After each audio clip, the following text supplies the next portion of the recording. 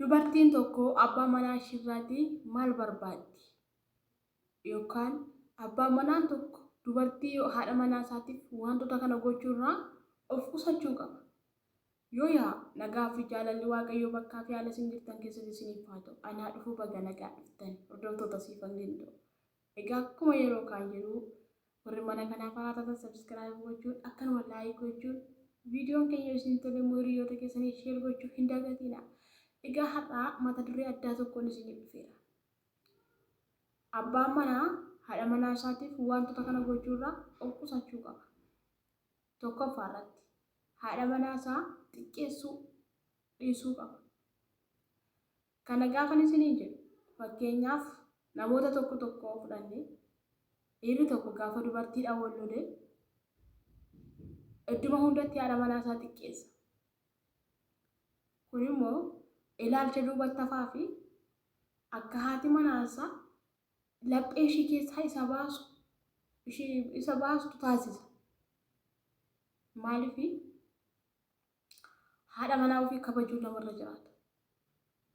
Bakka agartee hundumatti haadha manaa kee xiqqeessita yoo ta'e fira birattis maatii birattis idduma hundatti haadha manaa kee xiqqeessita yoo ta'e inni kun akka ishiin jaalala laphee ishii keessaa siif qabdu qannasu taasifta. Kanaaf haadha manaa ofiitiif of eeggachuun baay'ee barbaachisaadha. Maaliif haadha manaa ofiitiif kabaja qabaachuun gaariidha.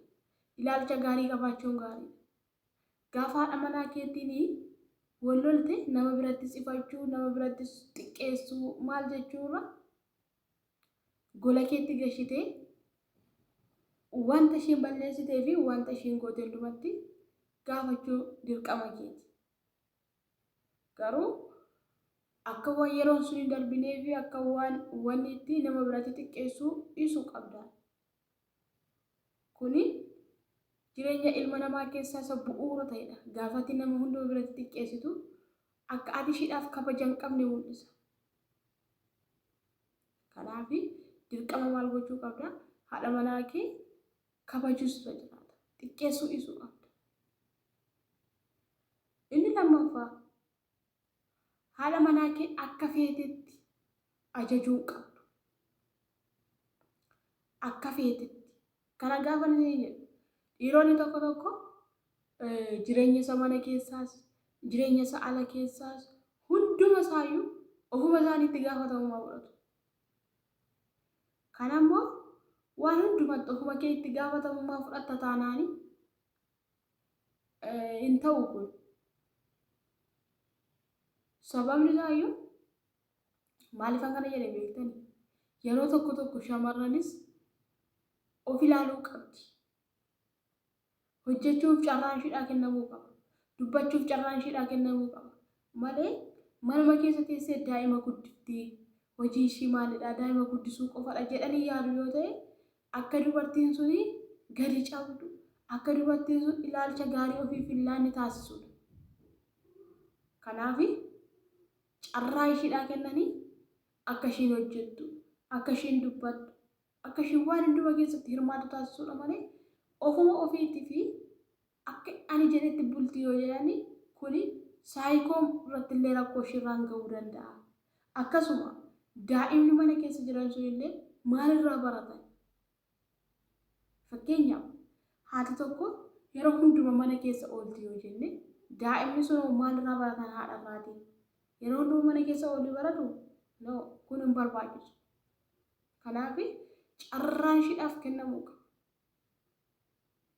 Carraan karaa hundumaan ishiidhaaf kennamu sirriitti jiraata. Kanaaf maal gochuu qabdanii dhiironni akka ofii keessanii osoo hin taane akka ishiin abdeet of gootuuf akka ishiin of haaromsituuf carraa ishiidhaa kennuu qabdanii. Kana gochuurraallee akka ishiin mana ooltu yookaan ofii keessan ajajuurraalleetii of qusachuu qabdanii. Gaafa isaanii dubartiin si jaallattu yoo ati carraa ishiidhaa kennite yoo ati akka ishiin baatee hojjetatu taasifte dubartiin si jaallatti. Mana keessa Inni sadaffaa gammachuu qabaachuu qabda. Gammachuu qabaachuu qabda. Kana gaafa nasiin jedhu fakkeenyaaf dhiira tokko gaafa haadha manaa isaa faana wal lole yookaan gaafa namoota alaa faana wal lole maal ta'a? Bokkaa gannaa fakkaatee ta'a. Bokkaa gannaa jechuun beektani yeroo hunduma duumessa hurrii qabu dukkanaa'ee ta'a. Kun immoo jireenya keessatti hin barbaachisu. Maaliif jennaan? Gaafa nama alaa faana wal loltes gaafa jireenya sitti dhafes gaafa sitti toles yeroo hundumaa siireessi taatee keessa taanaan manni sun keessa nagaadha.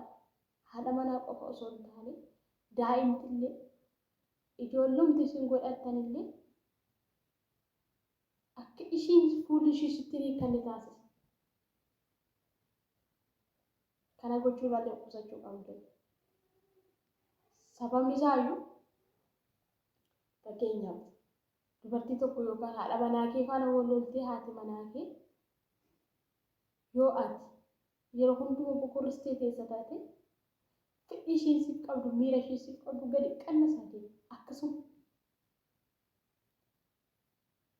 otoo ishiin balleessitee illee dhiifa malleessiin hin jirtu. Garuu immoo ati yeroo hunduma fuula gammachuu qabda yoo taate gaafa nama alaatiin si wal lolte gaafa mana keessatti wal loltes fuulli kee gammachuu qaba yoo ta'e karaa ishiinti dhufte dhiifama si gaafattu yoo beektu. Gaafatti nama faana wal loltee akkuma soos tasgabbeessuudhaaf adeemti.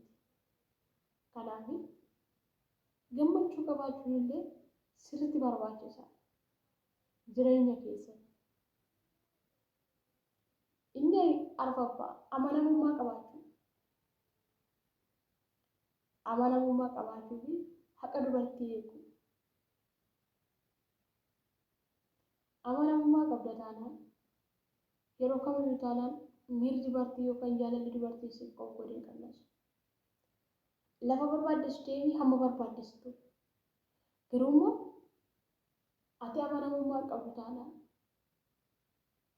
yeroo hundumaa manni kee akka nama hubannetti yeroo hundumaa aaraa dubartii tokko baadiyyaa irraa maal godhu? Kirbitii bituu yoo diiganii abidda isa tuqatanii maal godhan? Gudee ishee fuudhanii gubbaa kaa'u achuma aaraa oolu. Maaliif galan qabsiifatu waan ta'eef maloota akkasii agartanii beektanii akka kana ta'a jireenya keessatti. Amanamummaa fi haqa ishee eeguudhaan. Kanaaf maal gochuu qabda? Haadha manaa keetti amanamummaa qabda. Fakkeenyaaf nama tokko yoo fudhanne dhiirri tokko gaafa hojii gara biyya biraa deemu iddoo ta'e adeemu jedhu hamma hojii deemu suni dubartii biraa faana sagaagala taanaan akkasuma algaa garaagaraa deemee sagaagala taanaan inni kun maalidha? Amanamummaa dhabuudha. Gaafa achi galee haadha manaa isaatiif iddoon kennu. Yeroo ishiidhaaf hin kennu. Fedha ishiis hin eegu. Sababni isaayyuu dhiirti alaatii bare dhiirti amanamummaa hin qabne dhufee haadha manaa isaa zoor jedhee ilaalu gaafa dhufu aariidhaan dhufa. Yoo bifuma gammachuu qabaate illee miira ishiin eeguufi. Kun immoo gaa'ela keessatti baay'ee gaa'ela namoota baay'ee kan deemu isa kanadha. Kanaaf maal gochuu qabda? Amanamummaa qabaachuu qabda. Amanamummaan jireenya ilma namaa keessatti isa tokkodha. Kanaaf dhiironni wantoota kana gochuurraa of qusachuun sirra jiraatan. Egaa viidiyoo keenya hamma dhumaatti waan dhaggeeffattaniif galatoomaa isinii jechuu jaalladha. Akkuma kana viidiyoo keenya isin turre namoota hundaaf sheer godhaa. Laayik gochuun dagatinaa. Turtii gaarii qabaadhaa.